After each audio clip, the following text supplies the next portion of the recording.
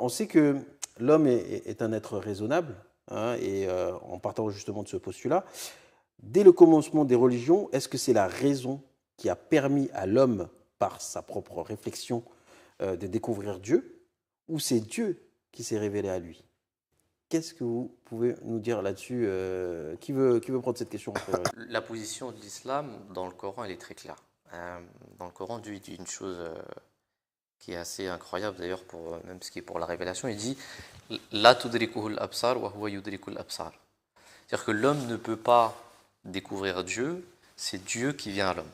Voilà. Donc ça, c'est la position D'accord. de l'islam. Mhm. Ensuite, non seulement l'islam parle, avant même d'arriver à la rationalité, le Messie prophète sallam, il a dit une chose, il a dit que dans le récit d'Adam, on apprend aussi que Dieu a appris le langage à l'homme. C'est-à-dire que c'est même pas l'homme qui a inventé le langage lui-même, D'accord. avant même la rationalité, puisque avant d'arriver même à la rationalité, il faut un langage, Oui. il faut pouvoir communiquer. Donc dans le récit d'Adam, on nous apprend que le langage a été inculqué par Dieu à l'homme, parce que l'homme ne pouvait pas lui-même. Et comment il communiquait alors avant? Justement, il ne communiquait pas. Hmm. Dans les anciens temps, il n'y avait pas de forme de communication. Oui. Où la communication, elle était très physique, elle n'était pas vocale, elle était pas. Ils essayaient de mettre des mots, mais c'était pas très clair. C'était animal. C'était animal, exactement. Hmm. Et ensuite, En cela, on ne pouvait pas considérer comme des hommes, en fait, finalement. on peut dire ça comme ça. Et d'où d'ailleurs la symbolique d'Adam. C'est-à-dire qu'Adam, il est venu à une époque où vraiment la civilisation a pris forme. A pris forme dans le sens où elle a commencé à communiquer, à être dans la civilisation, de vivre ensemble, etc. Et le Messie promis, il dit que la distinction, c'est que Dieu a enseigné à l'homme les mots et parfois même,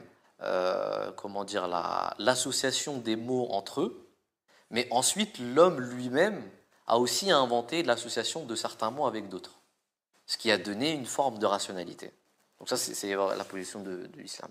Et ce qui est totalement logique, c'est-à-dire comment est-ce qu'on peut imaginer qu'un homme ait pu lui-même inventer ou même rassembler des gens pour leur dire, écoutez, ça, maintenant, on va appeler ça une chaise. Vous voyez ce que je veux dire? C'est quasiment impossible que ça se fasse comme ça, puisque l'homme de tout temps, et c'est les mêmes personnes qui nous disent que l'homme est par essence violent.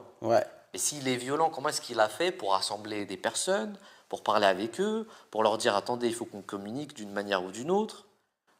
Ça ne vient pas de nulle part.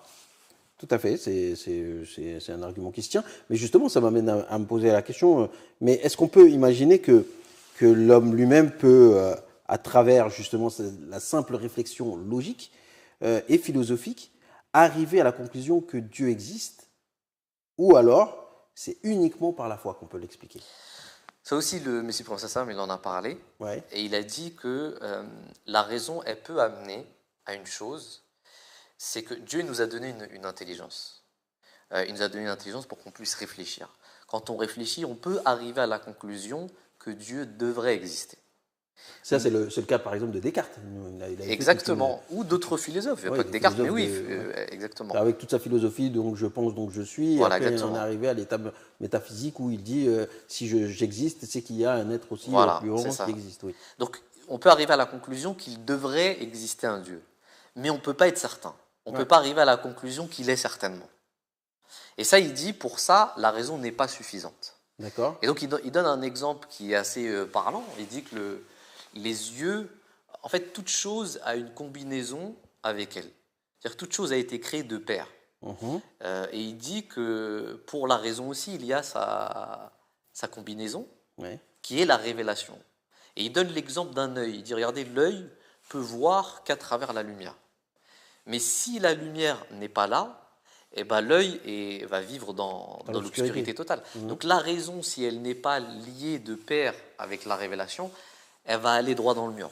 Et c'est exactement ce qu'on voit. Mais vous voulez dire que les gens qui, en fait, n'utilisent pas la raison et qui utilisent la religion de manière totalement traditionnelle, ils sont dans l'obscurité? Exactement, eux aussi. Puisqu'ils utilisent... Exactement, mais c'est ce qu'on voit. C'est-à-dire que c'est ce qu'on voit aujourd'hui. C'est-à-dire que d'un côté, on voit les gens qui sont purement rationalistes, de l'autre côté, on voit des gens qui sont purement religieux.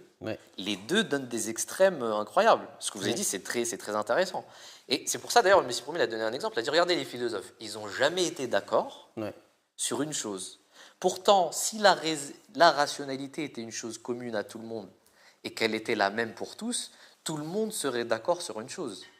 Or, la multiplicité des opinions des philosophes sur différents sujets, ça prouve justement que la raison, chaque personne peut l'amener à sa manière en fait. Ouais. Et donc, c'est pour ça que la révélation est très importante. C'est pour ça que la révélation nous donne une clé de lecture pour nous dire c'est sur ces bases-là que la raison doit se fonder. C'est ça qui est important à comprendre.